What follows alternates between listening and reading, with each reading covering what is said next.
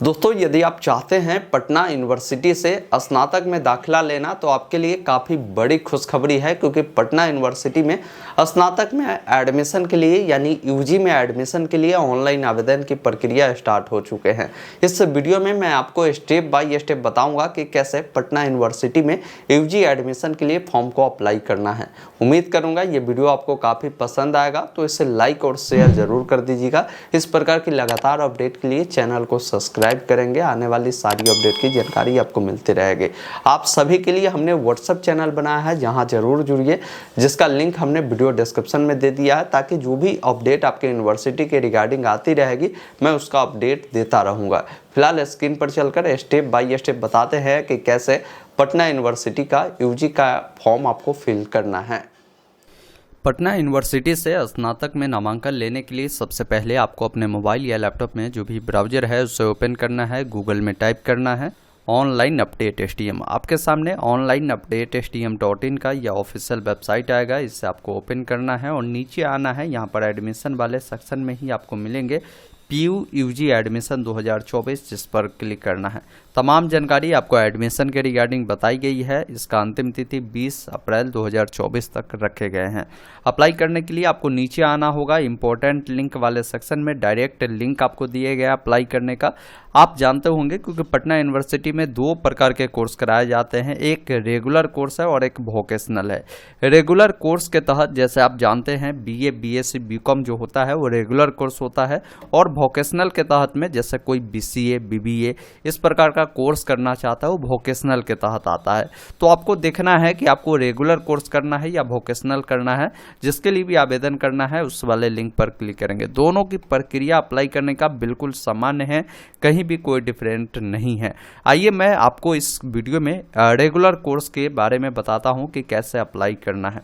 यहाँ पर जब क्लिक करेंगे तमाम जानकारी आप यहाँ से देख सकते हैं, और यहीं पर एक ऑप्शन मिलता है sign up for new applicant का, जिस पर आपको क्लिक करना है। अब यहाँ पर सबसे पहले आपको अपना नाम डालना है, जो कि फर्स्ट नेम होगा। जैसे मान लीजिए किसी का नाम राम कुमार है तो राम फर्स्ट नेम और लास्ट नेम कुमार होगा। किसी का नाम राम कुमार शर्मा है तो राम उनका first name, Kumar middle name और लास्ट नेम शर्मा हो जाएगा। बाकी जो भी आपका मोबाइल नंबर होगा आप मोबाइल नंबर यहाँ पर फिल करेंगे। ईमेल आईडी को आपको फिल करना है। जो भी डेट ऑफ बर्थ होगा पहले आपको मंथ DD YY में आपको डालना है।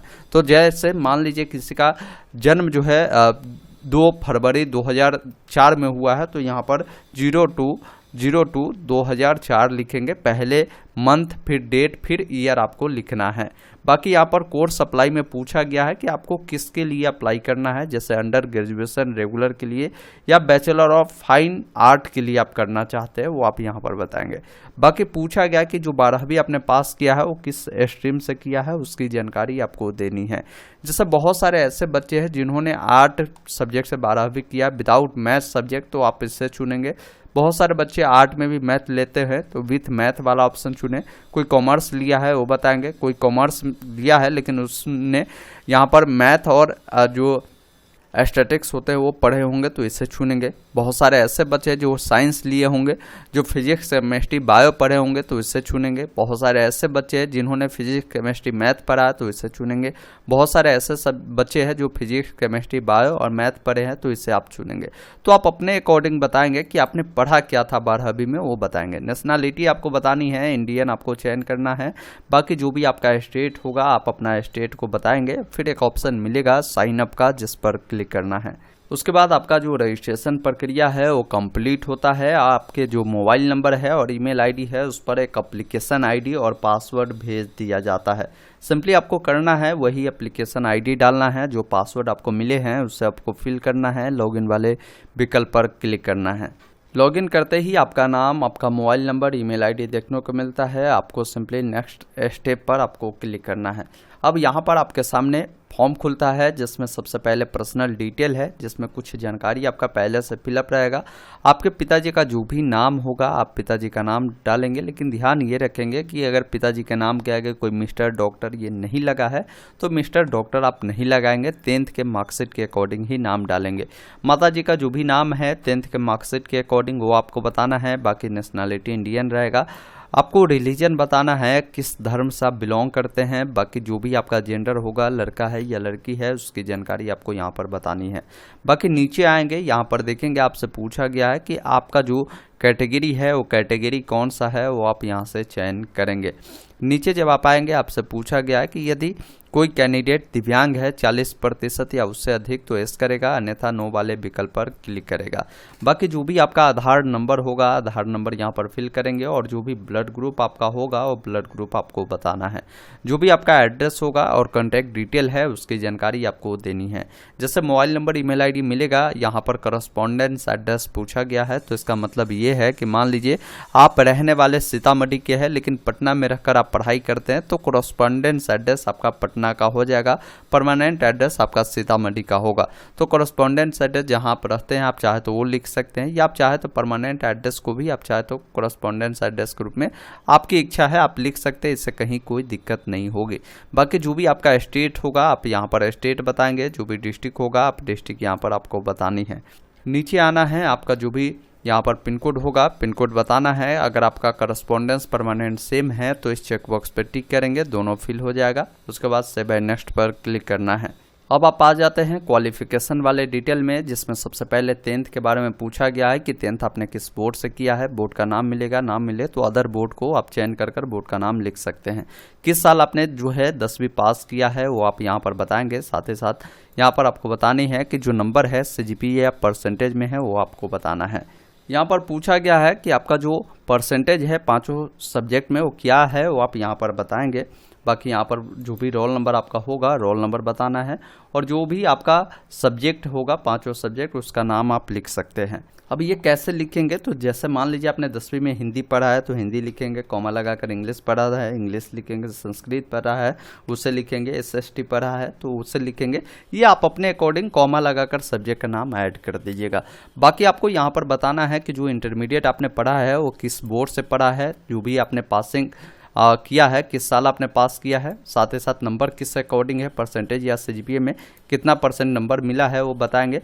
और यहाँ पर आपको ये बताना है कि आपका जो भी रोल नंबर है वो क्या है, और जो सब्जेक्ट आपने पढ़ा है वो कौन कौन सा सब्जेक्ट पढ़ा है, सबको कॉमा लगाकर आप ऐड कर सकते हैं। अदर भी कोई डिटेल है तो आप दे सकते हैं, अन्यथा इसे आप छोड़ सकते हैं। नीचे आना है, यहाँ पर माइग्रेशन की डिटेल है। अगर आपके पास माइग्रेशन सर्टिफिकेट आ चुका है तो आप माइग्रेशन सर्टिफिकेट नंबर दे सकते हैं, बोर्ड का नाम बताएंगे और इशू डेट बताएंगे। अभी मेरे ख्याल से आपके पास ये नहीं होगा तो आप इसे छोड़ सकते हैं। बाकी नीचे आपको आना है। उसके बाद यहाँ पर बोला गया है कि अगर पटना यूनिवर्सिटी के स्टाफ कोटा या difference quota, sport quota, fine quota, इन कोटा से आप चाहते हैं नामांकन लेना तो आप यस कर सकते हैं, नहीं है आप नो कर दीजिएगा, ये जानकारी आपको देने की ज़रूरत नहीं है। उसके बाद सेव एंड नेक्स्ट पर क्लिक करना है। अब आपको यहाँ पर डॉक्यूमेंट अपलोड करना है, जिसमें बोला गया है कि आपका जो भी पासपोर्ट साइज का फ़ोटो होगा उससे आपको अपलोड करना है, जो 6 महीने से ज़्यादा पुराना नहीं होना चाहिए, उसका बैकग्राउंड ही कलर का होगा, 50 KB से ज़्यादा साइज भी नहीं होनी चाहिए। तो फ़ोटो को यहाँ से आपको सेलेक्ट करना है और इसे अपलोड करना है। फिर यहाँ पर आपको सिग्नेचर जो है 20 KB से 50 KB के अंदर में आपको अपलोड करना है। फिर मैट्रिक का जो भी आपके पास यहाँ पर बोला गया है कि जो आपका मैट्रिक का सर्टिफिकेट होगा उससे आपको अपलोड करना है। देखिए सर्टिफिकेट मार्कशीट दोनों अलग चीज़ होता है। सर्टिफिकेट बोला गया है तो मैट्रिक का सर्टिफिकेट ही आपको यहाँ पर अपलोड करना है, जो कि JPG फॉर्मेट में होगा, 250 KB से अधिक नहीं होनी चाहिए। अब यहाँ पर इंटर का मार्कशीट देना है। अब मार्कशीट तो बहुत सारे बच्चों बोलेंगे कि मेरे पास तो है नहीं ओरिजिनल, तो आप इंटरनेट वाला जो मार्कशीट डाउनलोड किया होगा उससे आप यहाँ पर लगा सकते हैं। बाकी जो कास्ट सर्टिफिकेट आपका होगा उससे आपको अपलोड करना है। नीचे आपको आना है, यहाँ पर आपका जो भी आधार कार्ड है उसका आगे और पीछे वाला साइड को स्कैन कर यहाँ पर आपको अपलोड करना है। उसके बाद एक ऑप्शन मिलेगा सेव एंड प्रीव्यू का, जिस पर क्लिक करना है। अब आपके सामने फॉर्म का प्रीव्यू सेक्शन आता है। अपना तमाम जानकारी मिलान करें, कोई जानकारी गलत है तो उसे आप सुधार कर सकते हैं। जानकारी अगर आपका सही है तो यहाँ पर चेक बॉक्स पर टिक करें, और एक ऑप्शन भी मिलता है रिव्यू फॉर्म का, जिस पर क्लिक करें। अब यहाँ से पूरी जानकारी को एक बार अच्छे से रिव्यू करें, सेव एंड नेक्स्ट पर क्लिक करें। उसके बाद एक ऑप्शन मिलता है सबमिट फॉर्म का, जिस पर आपको क्लिक करना है। इस प्रकार आपका डाटा सेव होता है। ओके वाले विकल्प पर क्लिक करना है। नीचे आएंगे, अब आपको जितना पेमेंट लगता है पेमेंट आपको देखने को मिलता है। अब इन्होंने एक नोट में जानकारी दिया है कि मान लीजिए कभी कभी ऐसा भी होता है कि पेमेंट आपका कट जाता है लेकिन पैसा आपको यहाँ पर दिखाता नहीं है, सक्सेस नहीं होता। तो वैसे स्थिति में आपको दोबारा पेमेंट नहीं करना है, 7 से 8 दिनों का वेट करना है। आपका पेमेंट ऑटोमेटिक सफल हो जाएगा या वो पैसा आपको रिफंड कर दिया जाएगा, ये ध्यान रखिएगा। उसके बाद हम पेमेंट करते हैं तो मेक पेमेंट वाले विकल्प पर जो ऑप्शन दिए गए हैं पे फॉर एप्लीकेशन फॉर्म, जिस पर क्लिक करना है। पेमेंट आप credit card, debit card, net banking जिस भी माध्यम से आप करना चाहे उस माध्यम को चुनेंगे। जैसे कार्ड से करना है तो कार्ड की डिटेल, मंथ, ईयर, CVV डालेंगे, कार्ड किनके नाम से, बैंक का नाम डालेंगे, पे नाउ पर क्लिक करेंगे, पेमेंट करेंगे और इसका प्रिंट निकाल कर अपने पास सुरक्षित रख लेंगे। बाकी आगे के जो भी अपडेट होगा, मेरिट लिस्ट आएगा, नामांकन प्रक्रिया होगा, उस पर तमाम वीडियो मैं आपको उपलब्ध कराता रहूँगा। इसके लिए हमारे साथ व्हाट्सएप चैनल, टेलीग्राम से जुड़िए ताकि सारी अपडेट आपको मिलती रहेगी। दोस्तों अभी आपने देखा, हमने आपको स्टेप बाय स्टेप बताया कि किस प्रकार पटना यूनिवर्सिटी में जो UG का फॉर्म निकाला गया है, इसका फॉर्म आप फिल कर सकते हैं। उम्मीद करता हूं आपने पूरी जानकारी समझा होगा। तो इस वीडियो को लाइक और शेयर जरूर कर दीजिएगा। वीडियो देखने के लिए बहुत बहुत धन्यवाद। जय हिंद।